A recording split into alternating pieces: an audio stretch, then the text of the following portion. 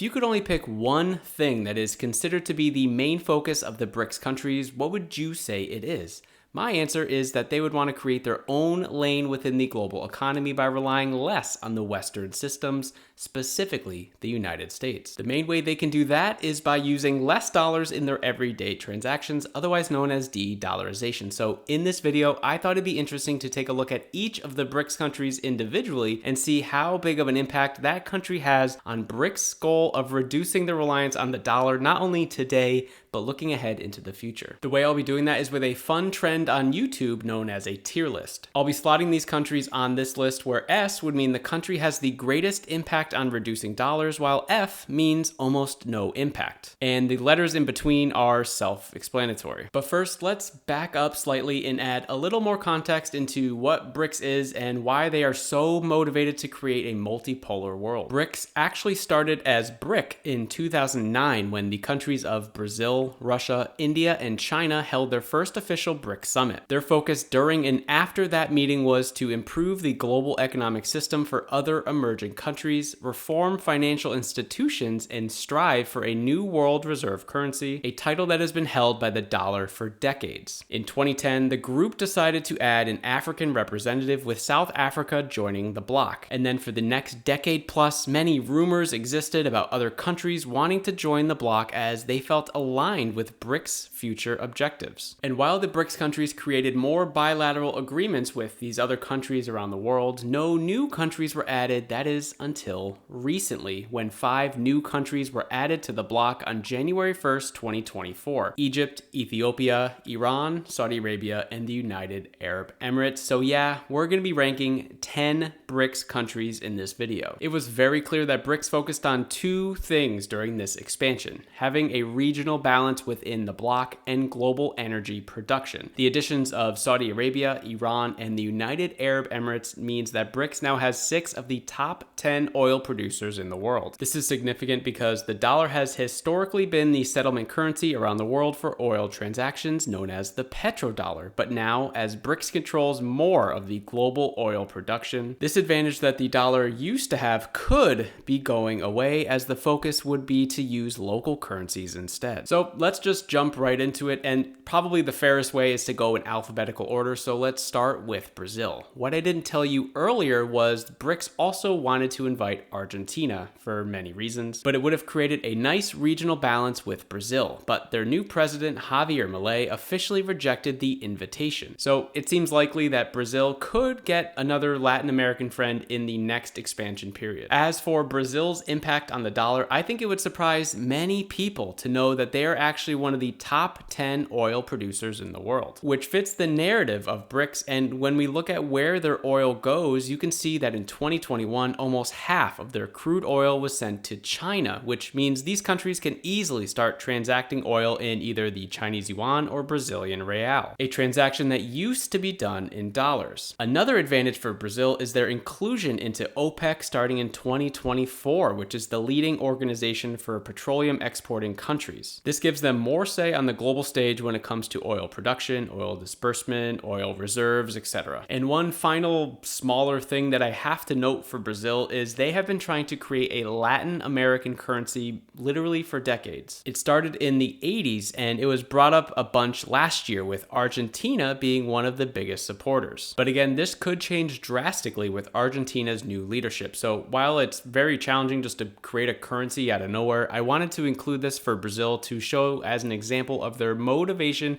to reduce the reliance on the dollar. Okay, I could keep going on this topic, but we have 9 other countries to go, and I don't want this video to be 2 hours long, so let's put Brazil on the tier list. To be honest, before I started this video, I thought they would be landing in the C tier for sure, but I have to put them in B. Let's transition to the next country on the list, China. And I don't even know where to start with this one. It's been well documented that their economy has slowed recently because of things like their housing crisis, aging population, lower wages for white-collar jobs, and the West's appetite to de-risk away from China. But when it comes to its impact on the dollar, there really aren't too many that can actually compete with China. Their motivation is stronger than most. In 2023, the yuan surpassed the dollar when it came to cross-border transactions within China. and it appears like the yuan is the de facto currency within BRICS. Russia has almost exclusively shifted to using the yuan, with sanctions stopping them from using the dollar. The yuan was used for transactions with France to settle liquefied natural gas, a first for a European country in a very long time, and the digital yuan was used for oil transactions with Saudi Arabia. China is a large oil producer themselves, but having the second largest population in the world, it means that they're actually the largest oil importer in the world as well. So China will be using the opportunity to buy oil from these BRICS countries, which will definitely not be happening in the dollar. And while it's true that the West spent much of 2023 de-risking their investments away from China, mostly in manufacturing,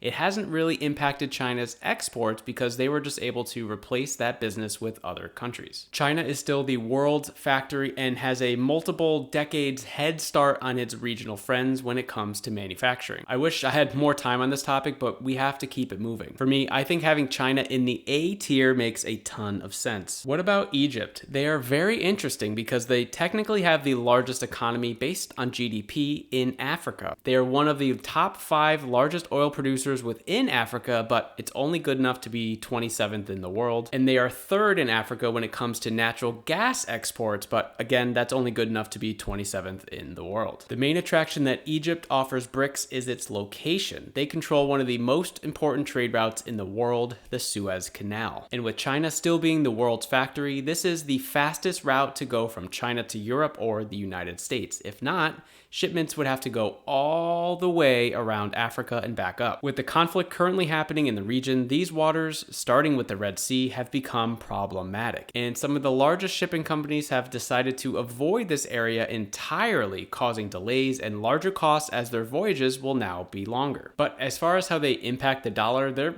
isn't too much here that would get BRICS excited about Egypt's strength on reducing their reliance on the dollar, so I'm gonna put them in the C tier. Next on the list, the other new addition from Africa, which is Ethiopia. They are the 5th largest economy in Africa, but are not in the top 50 in the world for either oil or natural gas production. Similar to Egypt, Ethiopia's strength is its location, not technically on the coast, but it's still a big factor with things happening in the Red Sea. My thoughts as to why Ethiopia was part of the BRICS expansion is because of their historic connection with the African continent. Ethiopia is the headquarters of the African Union, and with some African country economies expected to boom similar to how China and India did over the last couple decades, I think BRICS just understood the potential that this African continent provides them. So in my opinion, adding Ethiopia was just a strategic alliance, nothing more, which is why I'm going to have to put them in the F tier, as I don't see how they have any significant path to disrupting the dollar at this time. India is up next, the most populous country in the world, and with that honor does come some significant challenges, like not having enough jobs for its large workforce,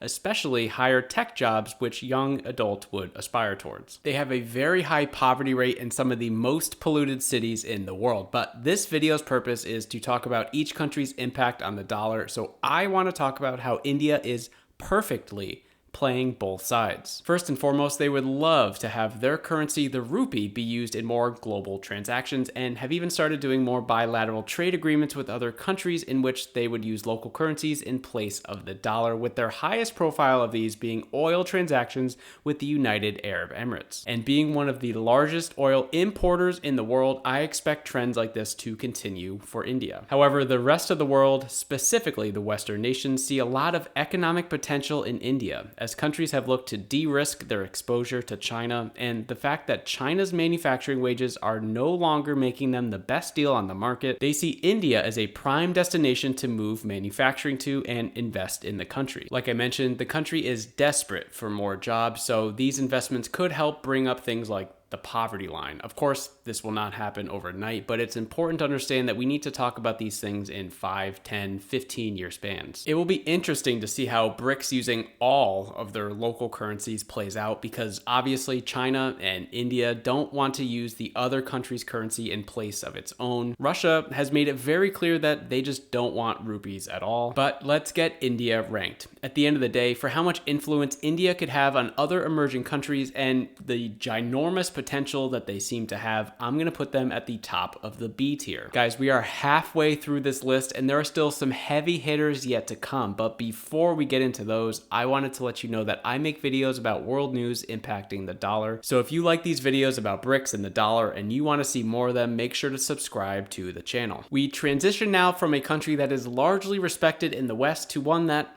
really isn't: Iran. Iran has been a heavily sanctioned country by the United States for decades. Iran is one of the largest oil producers in the world, but these days they are not using many or even any dollars. In fact, it's been reported that Iran converted all of their oil transactions to non-dollar currencies all the way back in 2007. So while Iran being a part of BRICS gives these countries more options for oil purchases, they haven't really had an impact on the dollar in decades. So there's no real reason to waste any more of your time on this one. They're going in the F tier. Okay, from one sanctioned country to another, let's talk about Russia. And by now, everyone should know the basics. In February 2022, Russia attacked Ukraine. Immediately after that, the Western nations, led by the United States, placed heavy sanctions on Russia, froze dollar and euro assets, and just generally tried to make it as hard as they could on Russia in hopes of them running out of money to continue their war. It's now 2 years later and they're still at war with each other. Russia is still a highly sanctioned country, meaning they haven't really been using much of the dollar recently. In fact, Vladimir Putin recently confirmed in an interview that before 2022, Russia was using the dollar for about 50% of their transactions, which that number has now gone down to 13%. I actually did a recent video about this interview reacting to everything that Putin said about the dollar and BRICS. As expected, he didn't hold anything back, like calling the United States stupid, and called the dollar a tool. I'll link the reaction video for you down in the description, so make sure you check that out after you're done with this one. Ranking Russia is really challenging. If they hadn't attacked Ukraine, you would have to think that they're definitely in the A or B tier with their large oil resources and their strong motivation to reduce their reliance on the dollar. But this whole event makes it difficult to project what will happen going forward. I'm going to put them in the C tier for now. From one massive oil producer to another, Saudi Arabia, to me, they have the most intrigue on this topic of reducing the reliance on the dollar because they are one of the main reasons why the dollar is as powerful as it is today. Some decades ago, the United States and Saudi Arabia made a deal to make the dollar the only allowable currency to trade oil in exchange for protection to them and the region. So countries needed to hold the dollar to make oil purchases with, and as I mentioned earlier, this is called the petrodollar. But now we are starting to see a shift away from that, even from Saudi Arabia. So wouldn't it be an interesting storyline where Saudi Arabia is the reason the petrodollar exists and has remained so powerful, but could then be the biggest domino when it comes to the fall of the petrodollar? Here is how I look at it. While the dollar has been the world's reserve currency for many, many decades, there were actually 5 currencies that held this title before the dollar, and there will likely be other currencies that hold the title after the dollar. Currencies will change, but oil will still run the world. Saudi Arabia seems like the most obvious choice for the S tier when it comes to reducing the reliance on the dollar. We could wake up one morning to a news report that Saudi Arabia has announced they will no longer be accepting dollars for oil. Now, is that likely? No.